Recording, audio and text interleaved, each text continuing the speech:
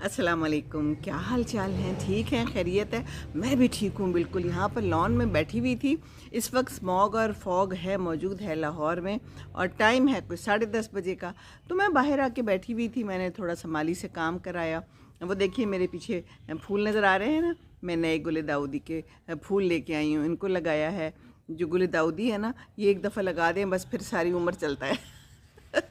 वाकई इसको गर्मियों में काट दें फिर दोबारा उगाता है। तो काम हो चुका है मेरे घर का। मैंने कहा चलें जी, थोड़ी सी बातें भी कर लेते हैं आप लोगों के साथ। ठीक है ना, बातें भी करना ज़रूरी होती हैं, क्योंकि बातों बातों में कोई ऐसी बात भी निकल आती है जो मुझे लगता है कि बताना ज़रूरी है। ऐसे ही। तो मैंने खाना रख लिया है पकने के लिए। क्या रखा है? आज मैंने बनाए हैं चावल। कल रात को गोश्त उबाला था, तो उसी गोश्त में जनाब डाले हैं हमने चावल, और एक साइड पे उसमें हमने डाली